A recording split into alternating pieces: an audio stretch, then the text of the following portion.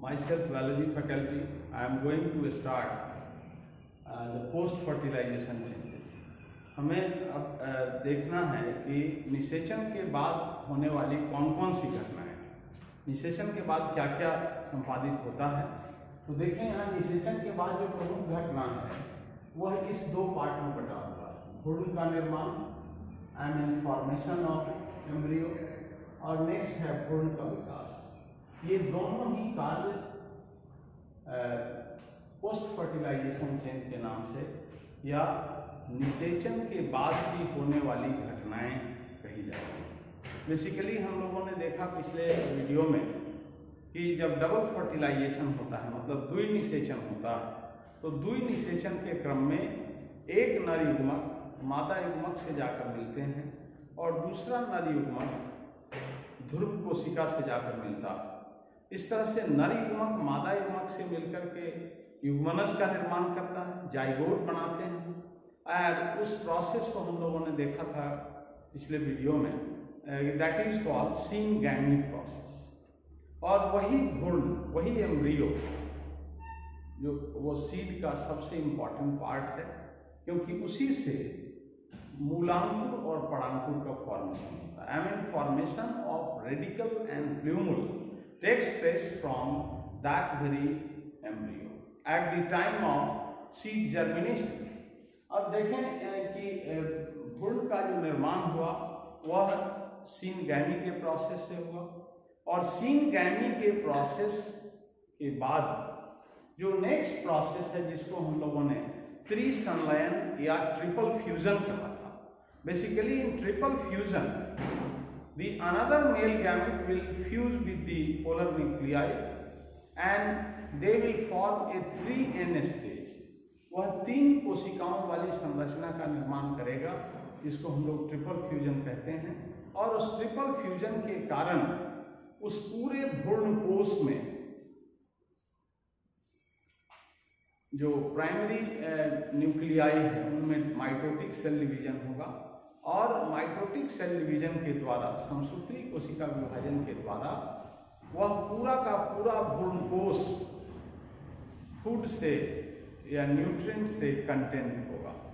Ultimately जब seed के germination का समय आएगा, eight the time of germination of seed, that very particular endosperm which performed by the fusion of polar nuclei with the another male gamete, they will utilize for the growth and development of radical and then the plumule। तो ये दोनों क्रियाएं जो हैं भ्रूण का निर्माण और भ्रूण के विकास से। अब हमें जानना है कि किसी भी जो आवृतबीजी पौधे हैं, आवृतबीजी पौधों में निषेचन के बाद जो घटनाएं होती हैं, जो चेंजेज आते हैं, during that very changes at first the mature and fertilised ovary, मतलब पूर्ण परिपक्व और निषेचित अंडाशय, that will turn into a fruit, वह एक फल के रूप में बदलता है। और जो ओव्यूल्स हैं, अंडाणु जिसको कहते हैं, that very ovules after fertilization and after maturity they will turn into seed। इस तरह से मैच्योर ओव्यूल्स सीड के रूप में बदलते हैं और मैच्योर फ्रूट, मैच्योर ओवरी फल के रूप में बदलते हैं। तो इस तरह के 2 मेजर चेंज हैं इससे जुड़े हुए जिसको हम आगे बता रहे हैं। But before that we have to know 2 specific term. One is called polyembryony and another is called apomixis। अब ये polyembryony जैसा कि आप तो हिंदी में देख रहे हैं, बहु भ्रूणता, बहु मीन्स बहुत और भ्रूणता मीन्स भ्रूण का निर्माण। जब किसी एक पर्टिकुलर एम्ब्रायो सैक के भीतर एक से अधिक सीनगैमी प्रक्रिया संचालित होती है, तो इस सीनगैमी प्रक्रिया के कारण एक ही एम्ब्रायो सैक के भीतर एक से अधिक भ्रूण का निर्माण हो जाता है, और इस एक से अधिक भ्रूण की क्रिया को हम लोग पॉलीएम्ब्रायोनी कहते हैं। मतलब formation of more than one embryo within the embryo sac. माने एम्ब्रायो सैक के भीतर जब एक से अधिक भ्रूण के निर्माण की क्रिया होती है तो उसको हम लोग पॉली एम्ब्रियोनी कहते हैं।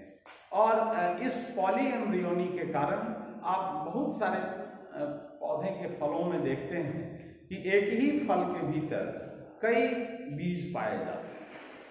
तो वह बीज जो है actually that is the part of embryo, वह भ्रूण का भाग है।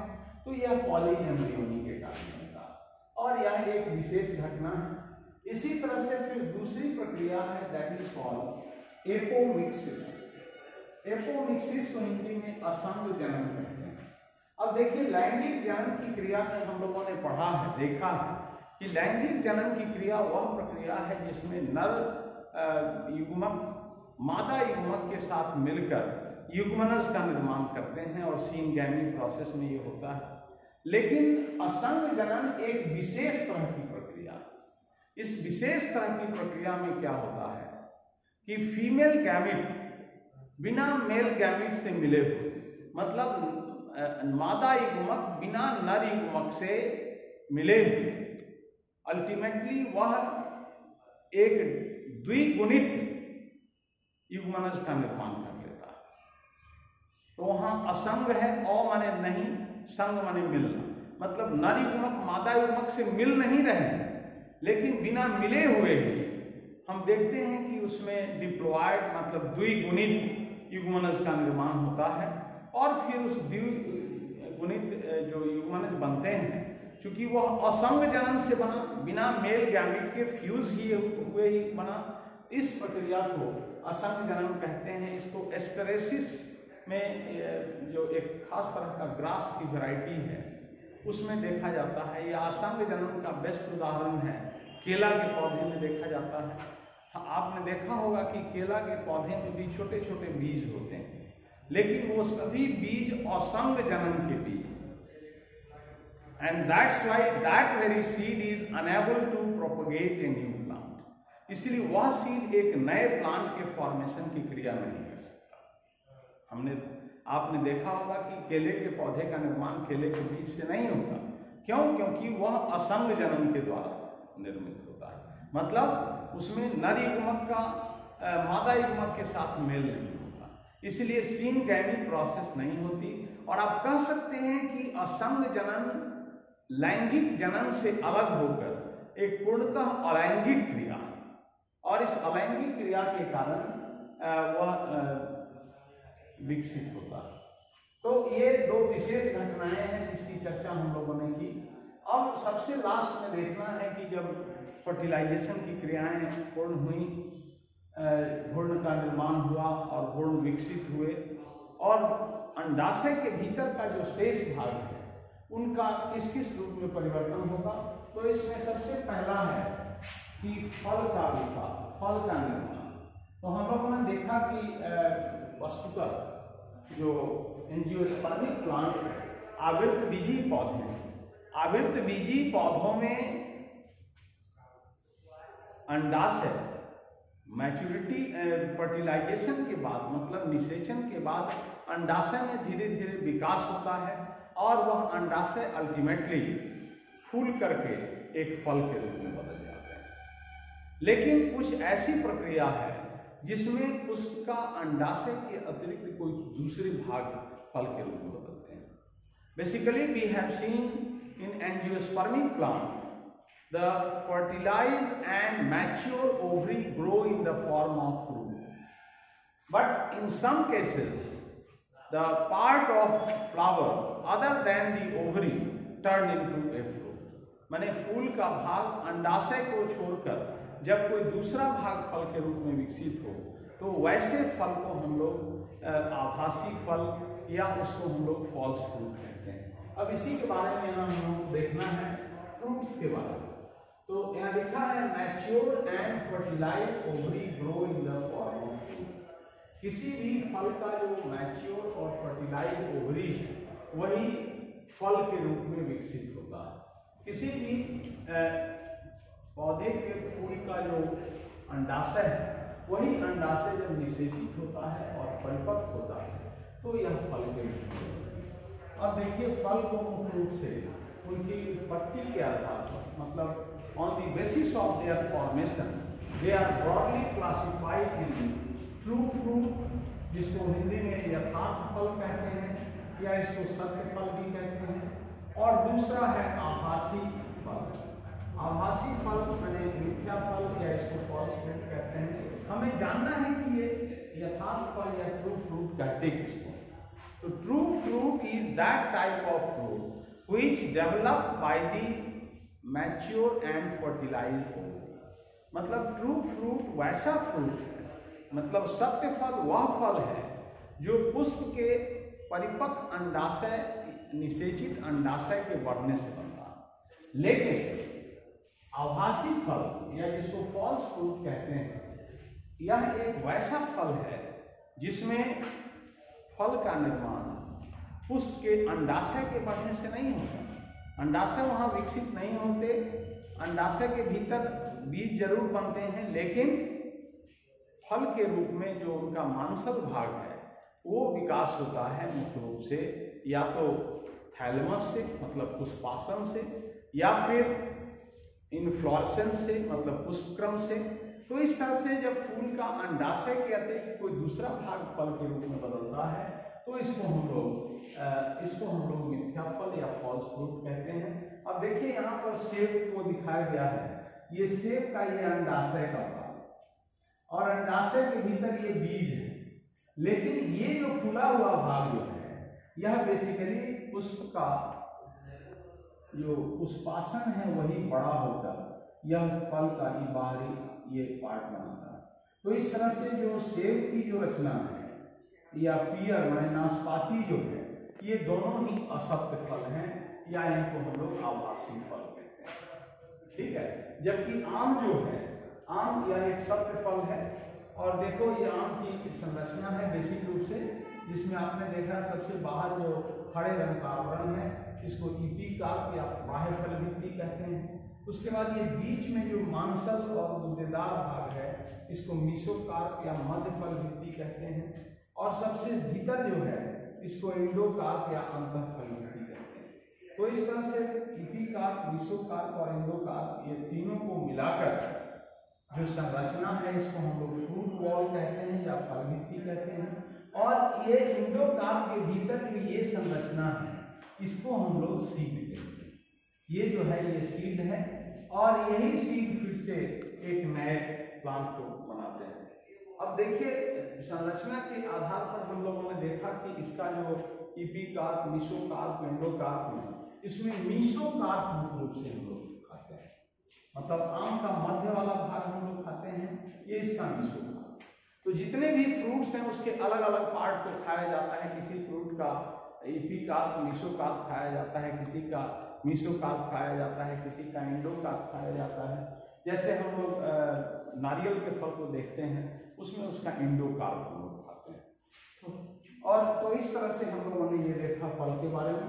अब इसके बाद हम लोगों को नेक्स्ट जो देखना है वो है सीड। जैसा कि मैंने यहाँ बताया आपको कि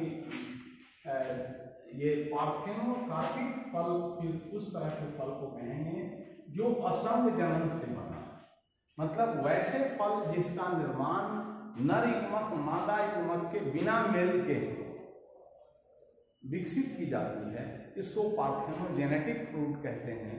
और पार्थेनोजेनेटिक जो प्रोसेस यह अलैंगिक जनन की प्रक्रिया के तहत मानी जाती है, और इसके द्वारा जो जीव विकसित होते हैं या जो फल विकसित होते हैं उनमें फर्टिलाइजेशन की या उनमें गैमेट फॉर्मेशन की संभावना नहीं रहती। तो इसका एग्जांपल हम लोगों ने यहाँ देखा, केला जो है यह इससे पार्थेनोजेनेटिकली डेवलप होता है। अब लास्ट है इसका seed. Seed is the last and most important part of flower. Flower का यह सबसे अंतिम और सबसे महत्वपूर्ण भाग है, क्योंकि इसी के भीतर एक छोटा सा पौधा छुपा रहता है और उस पौधे के विकसित होने के लिए सफिशिएंट अमाउंट में फूड जमा रहते हैं। तो यहाँ लिखा है उसका definition, mature and fertile ovules and ovary grow in the form of ovules of ovary grow in the form of seed। मतलब पूर्ण विकसित, पूर्ण परिपक्व और निषेचित जो अंडाणु है उन्हीं का विकास अंततः बीज के रूप में होता है। अब बीज को उनकी संरचना के आधार पर हम दो ग्रुप में बांटते हैं। नंबर एक बीजपत्री बीज और दूसरा द्विबीजपत्री बीज। एक बीजपत्री बीज को हम लोग मोनोकॉटिलिडनस सीड कहते हैं। देखो मोनो मीन्स एक, कॉटिलिडन मीन्स बीजपत्र और सीड मीन्स सीड, माने एक वैसा सीड जिसके ऊपर के बीज जोड़ को अगर हटाया जाए, once the seed coat is removed, ultimately the seed contain only one cotyledon, that is called monocotyledonous seed या एक बीजपत्री बीज। और इसका सबसे बेहतरीन एग्जाम्पल है, जितने भी अनाज हैं, चाहे वो गेहूं हो, मकई हो, धान हो, बाजरा हो, ज्वार हो, इन सबको अनाज कहते हैं। तो अनाज के जो बीज हैं यानी cereal seeds are good example of monocotyledonous seed. और मोनोकॉटिलिडनस सीड को फिगर के रूप में आप ऐसा देख सकते हैं, ये इस तरह से इसकी संरचना, जैसे ये मेज की संरचना है, या इसी तरह से ये देखो ये राइस की पैडी की संरचना है। तो इसके भीतर कॉटिलिडन एक ही होती है। यह एक बीजपत्री है, माने मोनोकॉट है। और दूसरा है दैट इज डाइकॉटिलिडनस सीड, माने द्विबीजपत्री बीज, माने वैसे बीज जिनके बीज जोड़ को हटाने पर दो कॉटिलिडन माने दो बीजपत्र पाए जाते हैं, ऐसे बीज को द्विबीजपत्री बीज कहते हैं। और द्विबीजपत्री बीज के उदाहरण हैं फसलों में जितने भी दलहन माने दाल वाले जो पौधे हैं या जितने भी तेल वाले पौधे हैं, ये सभी द्विबीजपत्री बीज के उदाहरण। आप देखेंगे कि after removing off the seed को ultimately the two cotyledon separate, इस तरह से दो कॉटिलिडन अलग अलग होते हैं और उसके बीज को हम लोग द्विबीजपत्री बीज कहते हैं। आप देखेंगे इसमें एक बेटर एग्जाम्पल है ग्राम का। ग्राम को देखिए, ग्राम में आप देखेंगे कि इस तरह से उसकी संरचना, इसके ऊपर उसका सीड कोट है और सीड कोट को अगर हटाया जाए, सीड कोट को अगर हम जैसे ही हटाते हैं तो ये दो पार्ट में इस तरह से डिवाइड होता है। ये इसके दो पार्ट बनते हैं, एक अपर पार्ट, एक ये कॉटिलिडन और एक ये कॉटिलिडन। तो ये डाइकॉटिलिडन, डाइकॉट सीड के एग्जाम्पल। तो डाइकॉट सीड में ग्राम एग्जाम्पल है, gram seed. Whereas in monocot seed the example is cereals like maize या पैडी। तो इस तरह से हम लोगों ने देखा कि पोस्ट फर्टिलाइजेशन चेन में जितनी घटनाएं होती हैं उनमें फल कैसे बनता है, बीज कैसे बनता है, असंग जनन क्या है और एपोमिक्सिस क्या है। इस तरह से ये अपना पोर्शन खत्म